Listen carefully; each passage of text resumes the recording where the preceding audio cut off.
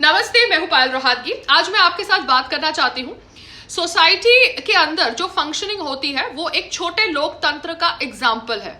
हमारा देश भारत एक लोकतंत्र है। हमारे देश भारत के अंदर केंद्र में सरकार है और वो सरकार के विरुद्ध बहुत सारे ऑपोजिशन के पॉलिटिकल पार्टीज है, मगर केंद्र की सरकार भी अपना पक्ष रखती है, ऑपोजिशन पॉलिटिकल पार्टीज भी अपना पक्ष रखती है। जनता का झुकाव उस तरफ होता है जिस तरफ जनता को लगता है कि उनको उस झुकाव की सोच अच्छी लग रही है। यहां पर मेरी सोसाइटी के कमिटी मेंबर्स ने मेरे ऊपर काफी इल्जाम लगाए थे और उन इल्जामों को मैं सोसाइटी के व्हाट्सएप ग्रुप पर एड्रेस कर रही थी। क्योंकि मैं एक पब्लिक फिगर हूं और अगर मेरे खिलाफ कुछ एलिगेशंस लगाए जाते हैं देन उन एलिगेशंस को मुझे उस पब्लिक प्लेटफॉर्म पर भी एड्रेस करना चाहिए, because that public platform societies WhatsApp group is going to be used as an external evidence.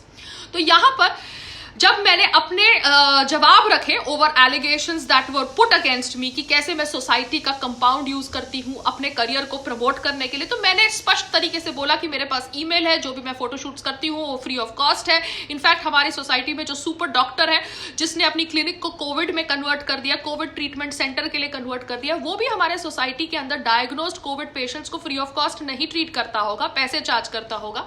तो यहां पर अगर वो पैसे चार्ज करके कोविड के पेशेंट्स ट्रीट कर रहा है then he is a good doctor. But यहां पे पायल अगर फ्री में लोकल टैलेंट को प्रमोट कर रही है in a property which is obviously common property and उसका मेंटेनेंस भी पायल के पिताजी दे चुके हैं, then Payal is misusing the property. ये जो थॉट प्रोसेस है उसको एड्रेस करते हुए मैंने काफी जवाब लिखे थे, मगर हमारी सोसाइटी के कमिटी मेंबर्स और सेक्रेटरी ने तो बैटलफील्ड ही छोड़ दी। वो तो सोसाइटी का व्हाट्सएप ग्रुप छोड़ के भाग गए, भगौड़े कहीं के।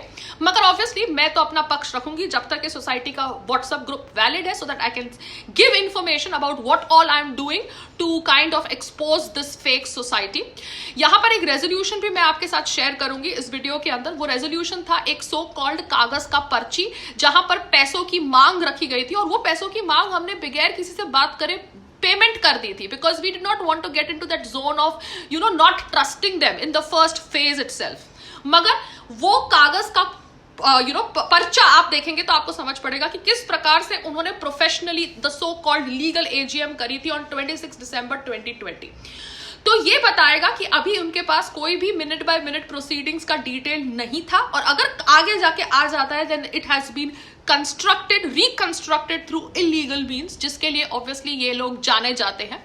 तो मैं अभी वेट करूंगी कि मुझे किस प्रकार का लीगल रेजोल्यूशन भेजा जाता है to my demand of those papers. जब ये सोसाइटी वाले डिसाइड करते हैं to meet and give me those papers, तब तक के लिए ये कागज आपके साथ शेयर कर रही हूं, जो कागज Sundarvan epitome cooperative housing service society के स्टैंप के साथ मेरे घर पे भेजा गया था, पैसों की डिमांड करते हुए, मैनेजर का नंबर शेयर करते हुए, सो दैट आपको भी समझ पड़ जाए कि ये लोग कितने अनप्रोफेशनल है।